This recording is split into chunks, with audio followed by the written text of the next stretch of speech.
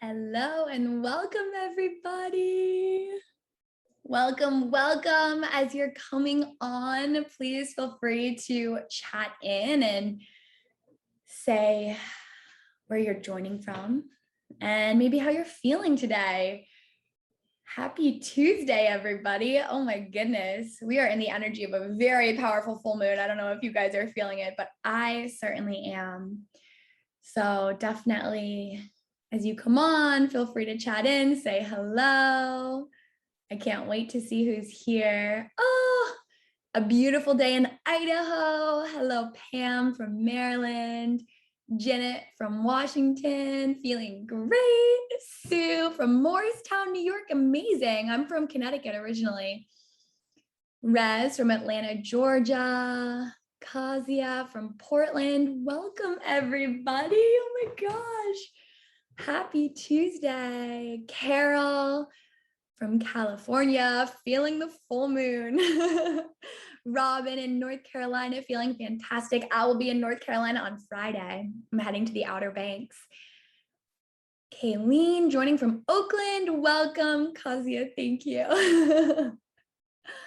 I'm so glad you guys are here. Welcome, everybody. Welcome, Paige from Massachusetts. We're going to take a minute to just let everybody come on. Let the room fill up. So glad this is happening. Happy fall. I can't see your name, but welcome from SLO, California. What is SLO? I should probably know that. Hello from Toronto. Hello, Nora. Welcome. Whew. It's so good to be together. It's so amazing that Tommy's doing this month. I love it. Recovery month is so special. And it's so cool to have this time every day to be able to come and hear these stories. Cheryl from Boston, needing that full moon energy. Midori, happy new beginning. It really is a new beginning. It's fall equinox, full moon, such powerful energy this week. It's really a powerful time of new beginnings. Chrissy from Santa Monica. I live in Santa Monica. I'm in Glendale right now on the east side, popping in from a new location, different than usual, but I love Santa Monica. Yay. Amazing. Guy joining from Whitehorse, Yukon, Canada. Cool. Yeah, Chrissy, we're neighbors. Love it. We'll have to connect.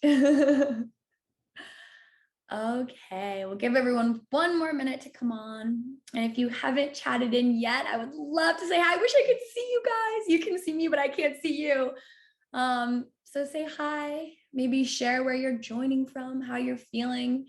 Seems like I'm not the only one feeling this full moon energy. Moon was full last night. Very powerful energy this week, powerful time in general. Really beautiful time for fresh starts, new beginnings. Oh my gosh, Lorraine is joining from England. Nighttime for you. Renee from Oregon, Juliet from Miami, Conrad from Hollywood, just around the corner from me. Amazing. Oh, so cool. This is amazing. I love this so much. Recovery 2.0 is such an incredible community. I'm so grateful to be a part of this community.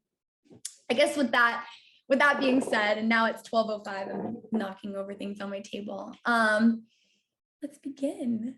Welcome, officially welcome everybody. Welcome to Stories of Victory. Happy Tuesday, happy full moon, happy equinox, happy life. Oh, Guy, you did the bowls with me. Yes, it was so fun. Last year for Recovery Month, I came and I shared a bunch of sound baths for Recovery Month. I did, I think, one every week, and it was so much fun. I'm so glad you were there. And I'm so grateful to be back again this year. I'm so grateful to be a member of the Recovery 2.0 community. It's such a special community that has been created here. It's so important what we get to do here. You still re-listen to that. Oh, amazing. Well, the topic of my talk today is healing the frequency of addiction. So I'll get to, how I've shifted my frequency from one of addiction, alcoholism, struggle, suffering, into one of healing and light and radiance.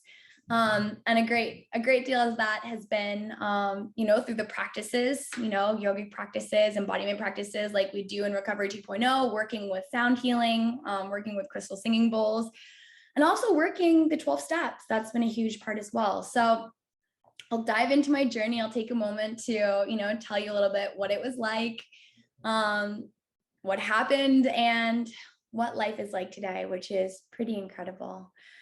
So again, my name is Susy, and I am so grateful to be on this path of recovery and discovery. I'm a really grateful recovering alcoholic, and I'm so grateful to be here today. I'm so grateful for this community. I'm so grateful for all that has opened up for me on this path of recovery and discovery, which really is a path that I've taken one day, 1 minute, one breath at a time. My recovery date, my sobriety date is August 19th, 2016. So last month I celebrated 5 years completely clean, sober, substance-free, which is a miracle, an absolute miracle, because it took me a while to get there. I've been on this path of recovery and discovery for longer than I have been clean and sober. It didn't happen overnight, but through showing up one day at a time, I'm so grateful for where I get to be today. I'm originally from Greenwich, Connecticut, from the East Coast.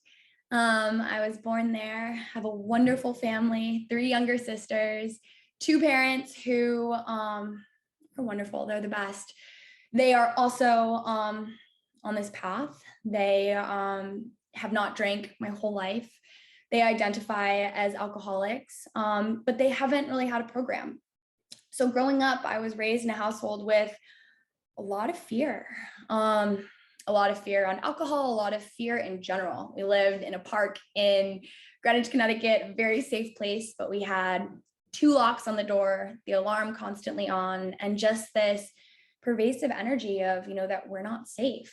And when I think back to when I was young, I didn't feel safe, and I felt, different, and was definitely selfish and very self-obsessed. It really, I think, comes back to, I remember feeling that way the most when I was about 7 years old. My hair started falling out. I began to experience a condition called alopecia areata, which is basically unexplained hair loss. And it started with one little bald spot. I was this little girl. My hair started to fall out, and I felt like there was something wrong with me. And, I became very concerned that I wasn't going to fit in, that I wasn't going to be loved, that I wasn't good enough. And it caused me, a lot of anxiety. It was what I thought about a lot of the time. And as I grew up, my hair continued to fall out, and it was this secret that I kept. I didn't want anyone to know. I will take questions at the end. So I see you're raising your hand, but at the end, we'll have lots of time for questions. I'm going to actually close the chat, because if you guys chat, I'm going to get super distracted while I'm talking. So save your questions. You can chat them in now, but I'll look through and I'll answer them at the end. But yeah, so my hair was falling out. I didn't want anyone to know. So anxious, so self-obsessed, so worried that, I wasn't lovable. I thought something was wrong with me, truly and genuinely. And I went to a lot of different doctors to try to figure out what was wrong, and they couldn't tell me. So, it was just this journey. And when I was 12, I went to my uncle's wedding, and that was the first time that I drank alcohol. And I remember I had a Malibu and Sprite, and it wasn't any kind of magical experience. Like, I took a sip with my cousin, and my parents found out, and I got in trouble, and that was that. The next time I drank was really when things began. I believe I was 15. And I was at a school dance. Maybe I was younger. I must have been younger. Must have been middle school. Because it was a middle school dance, and someone had a water bottle full of vodka, and I just chugged it. And from that time forward, that was how I drank. Like, I never drank to enjoy the taste, or even to enjoy like how it felt, like a nice little buzz. It was always to check out, to turn this off. I didn't want to be conscious. I didn't want to be thinking. I just wanted to escape. And I would drink to the point of blacking out. from that second time. And that's what my drinking looked like. And, you know, in high school and then in college, I surrounded myself with other people who drank the way that I did. So, you know, my drinking definitely was to an extreme, but it wasn't that much more extreme than my friends who also liked to party. But the more I drank, and checked out, the more I felt disconnected, even more disconnected from myself, and even more like, what's wrong with me, you know? And I began to really feel a lot of shame, a lot of shame. And I would wake up the next morning and I would feel like, what happened last night? I would have no idea. And sometimes I would pee in the bed. There were times when I threw up on other people or said things that weren't very kind or did things that weren't really what I would have done if I hadn't been drinking. And that was it. And I went to University of Virginia, which is a really fun, great school, really great party school. And I was in the fraternity sorority scene. I had a lot of fun. I had a boyfriend who was the president of his fraternity. So I thought it was amazing and so cool, and went to all the frat parties and didn't even have to walk home because I could just pass out in the frat house. I remember walking around as the parties were ending and drinking people's wounded soldiers, the half-drank beers when they would run out. And that was my life, you know? But again, like my family, they knew that my drinking wasn't normal, but to the people who I was friends with, it wasn't that unusual. Everyone was sort of partying like that. When I graduated from UVA, I moved to New York City and I went to culinary school. And I got into the hospitality industry, the hospitality world, which was all about wining and dining. So I still continue to surround myself with opportunities to get loaded. And when I graduated, I had a roommate and one of my dearest friends. I'm actually a bridesmaid in her wedding this weekend in North Carolina. And she had a prescription for anxiety medication. And I decided, oh, these thoughts in my mind, all of these crazy thoughts, this worrying, constant self-obsession, oh, it's anxiety. That's what it is. So I started taking her medication, stealing it. And then it was great. So I got my own prescription. And in addition to that, I got a prescription for Adderall. So I had this wonderful cocktail of benzos to chill me out, Adderall to light me up, and then I would drink on top of it. And not only would I then black out, I would pass out. And it got really scary really fast because I was in New York City. I was really young and I would pass out in taxis. I would pass out in bars, and I would sometimes wake at home, but I would a lot of times wake up in the hospital.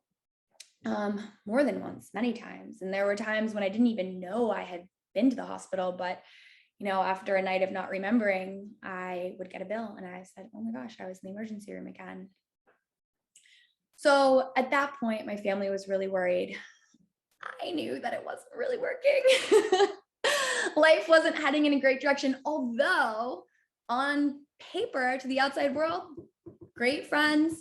I had gotten a great job. I was the director of PR and marketing for a Michelin-starred restaurant group. I went on to become, had an amazing job in luxury lifestyle management. I opened 2 hotels. I was working in the private residences at the Plaza.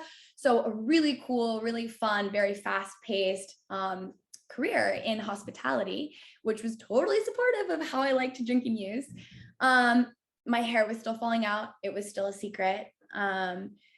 And I was becoming more and more unhappy and more lost and more disconnected from myself.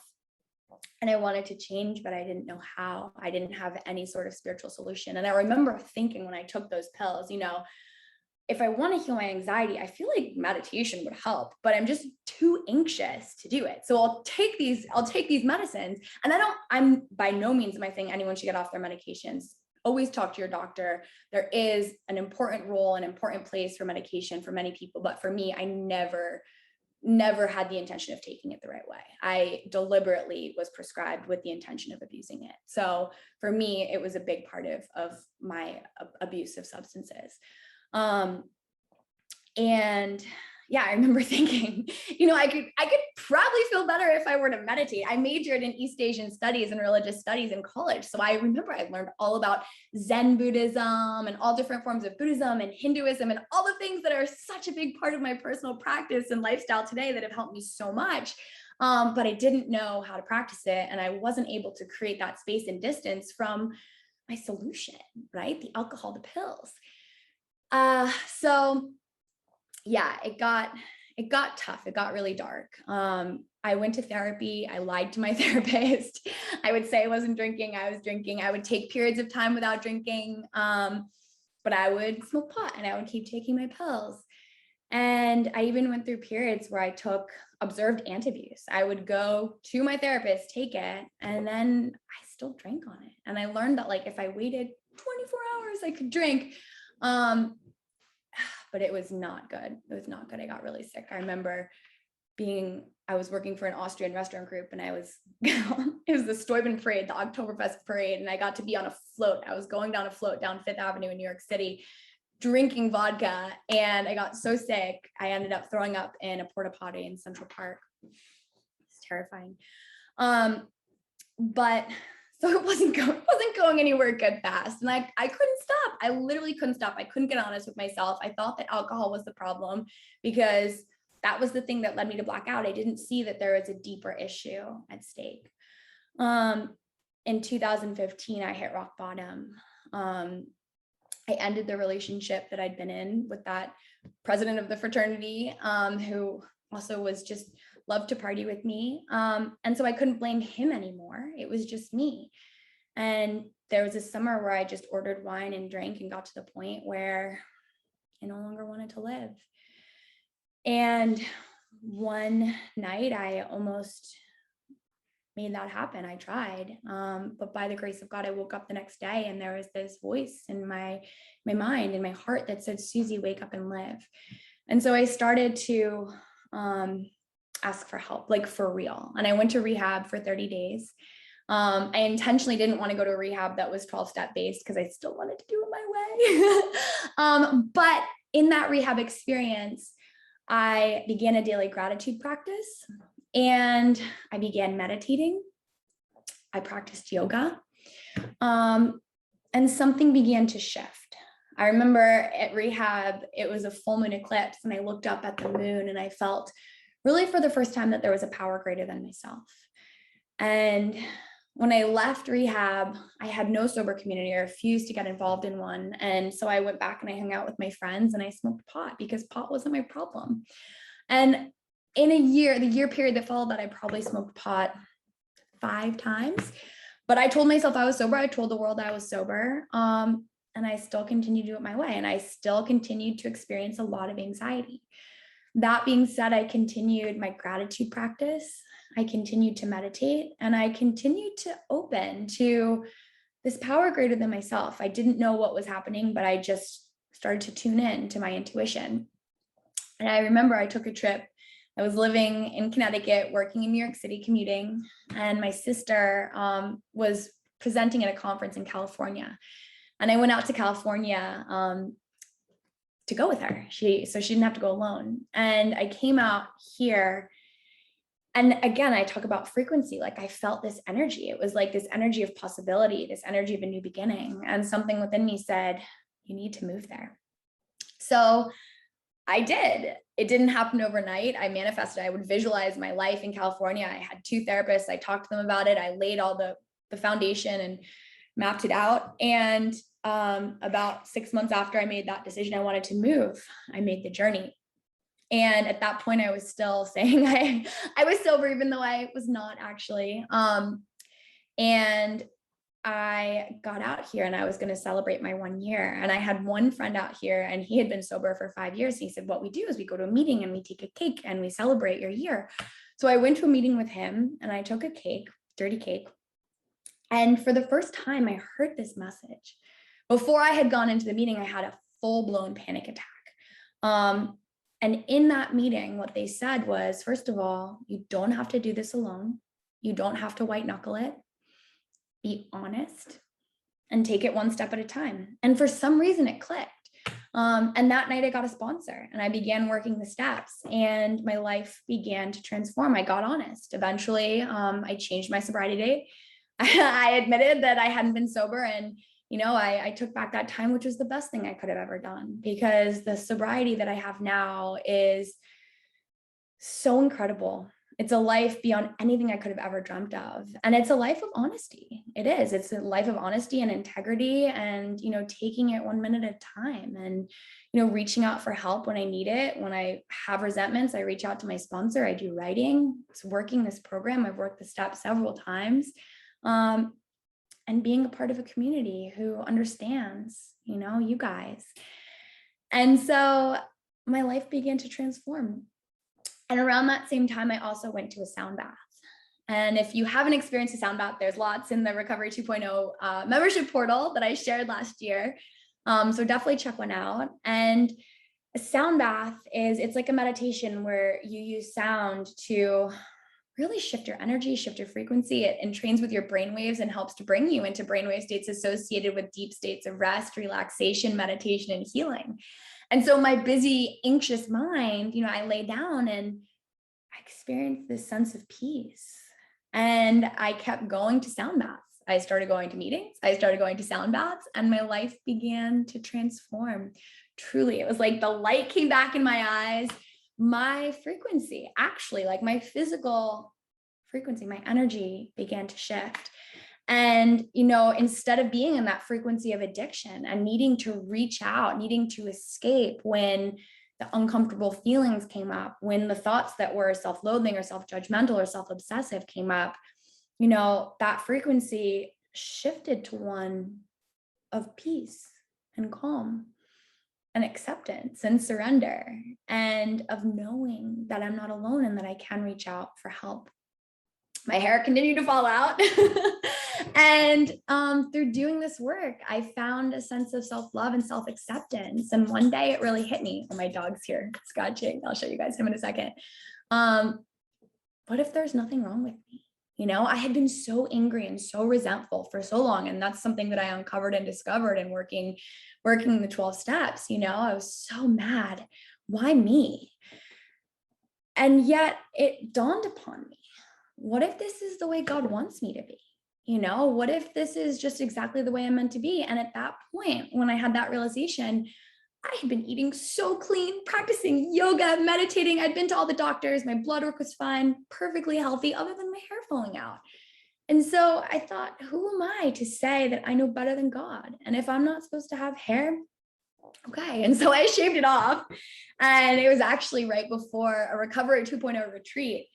And it was so vulnerable when I did that. It was so scary. And I had been wearing wigs. And even after I shaved my head, I continued to wear wigs a lot of the time in public because I just wasn't confident. It feels very vulnerable to be bald, especially when you're first getting started.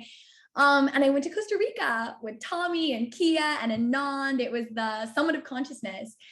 And for that whole week, I brought my wig and I didn't put it on once. And when I came back, I didn't put my wig back on. And I mean, now I've worn them, for costumes and for fun, but I own my path. I believe deeply in having, been on this journey of recovery and discovery. I've discovered that I am whole, as we all are. I'm a perfect child of God, as we all are. And there's nothing wrong with me. And my mind, that small ego mind, will tell me otherwise every day.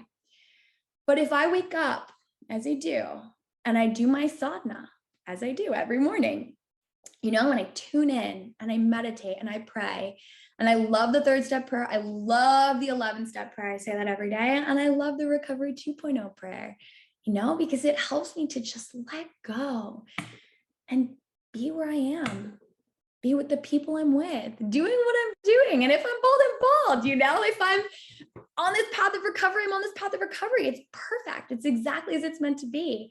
And I also continue to do my daily gratitude practice. I do a 10-step every night.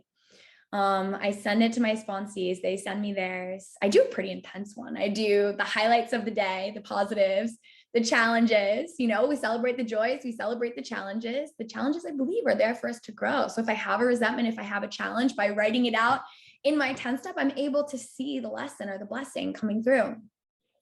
I write what I'm grateful for, at least 5 things. And I really write it out, not just like, I'm grateful for my dog, but like, I'm grateful for my dog, Bo, who brings so much love and comfort into my life. And that note, I'll bring him over to you guys. This is Bo. And then I write people that I'm praying for. I write a prayer list, and I write 3 affirmations, and I write what I'm committed to for the next day or in general. So I make a commitment to myself every night. And I send that and I share that, and it holds me accountable, and it's very grounding. So I have my morning sadhana to begin my day. I have my evening sadhana, to reflect at night. I come to meetings, I connect in community. It's so important. That small mind, that small self wants to keep me isolated. It wants to keep me alone. But by showing up in community, in Sangha, it's so important. It's medicine. I work the steps. There's so much magic in them. It's a spiritual program. And if I ever feel disconnected, I know I can come back to that. I reach out to my sponsor, to guides, to mentors. I'm so grateful for Tommy. Tommy's played such a huge role in my journey. Kia has too. I've so many people. Gene, I don't know if Gene's out there. Gene, I worked the steps with him for a while. Just so much gratitude. I have this program for living now, and I really get to live in this new frequency, this frequency of love and peace and radiance and gratitude. And I feel so grateful each and every day. And today I'll just wrap up by telling you my life is truly beyond my wildest dreams. I'm in this home, which is a home that my fiance, Mark, and I were buying this home. We're getting ready to do renovations on it. I met Mark, he's sober too. He's about to have 10 years sober. He's the most incredibly loving, supportive, and healthy human. Like, we have tools. We don't fight. It's funny. He was with friends the other weekend, 2 weekends ago. And they're like, what are you guys fighting? He's like, we don't fight. Yeah, we have, conversations. We don't always agree on everything. There's no screaming. There's no blaming. There's no throwing hate or shame at each other ever. We come from a place of love. And if there's something that I need to clear, I do the work within myself, and I show up in relationship from that place of love. And Tommy and Kia have inspired me so much with their relationship. And I remember that, Tommy shared once that, one of the greatest tips he got, I think from Guru Prem or maybe Guru Singh, but it's, to always look to make your partner right. I don't try to make him wrong, and I don't try to make other people wrong anymore. For so long, I was a victim, and you were wrong, and poor me. But today, it's not like that. I really deeply believe that things are always working out for me. There's always a lesson. There's always a blessing. There's always something to be grateful for. And I can come from that place of, seeking to understand rather than to be understood, seeking to love rather than to be loved. And that's the magic. That's the frequency that we get to live in. So yeah, life is great. I get to travel around the world. I'm traveling to Virginia tomorrow. I'm not traveling internationally right now so much, but travel around the world, traveling to Virginia to lead a sound bath. Then I get to be a bridesmaid at my friend's wedding. I got to make a big amends to her along this journey. I was just last week, and I was in Orlando sharing sound baths at this really cool conference. The week before, I was in New York at Fashion Week. I get to show up and be of service, and it's so much fun. I teach other people now how to do sound healing, how to shift their frequency, how to bring this into their life and build their own spiritual business. I give back everything I've learned. Yeah, truly. And the number one thing that has been, my greatest blessing is getting to be on this path of recovery and discovery, and really recognizing that anything is possible if I choose this path of consciousness and living with intention and gratitude and giving my life to the divine, to God. And to me, God is love. One day at a time. I don't need to figure it out. I don't need to figure anything out. I can show up, I pray, turn it over, and trust that things are always working out better than I can imagine. So I'm so grateful to be here with you today. I'm so excited to answer any questions you might have, to hear from you guys if you could relate to this journey. And that's it. So thank you. Thank you, Tommy, for having me. Okay, so in our last minute together, let's pray out. Okay, bring your hands together at your heart center, rub your palms together, allow your eyes to gently close. When your hands are nice and warm, press your palms together at your heart center with a slight lift of your heart and a slight bow of your head. Take a moment here to honor yourself, Honor yourself for being here today, for showing up, for connecting in community, and for walking on this path of recovery and discovery one day at a time. And we'll wrap up today's session with the Recovery 2.0 prayer. Universe, put us in the places you want us to be, with the people you want us to be with, doing the things you want us to do. Thank you for the joys and the challenges of our lives.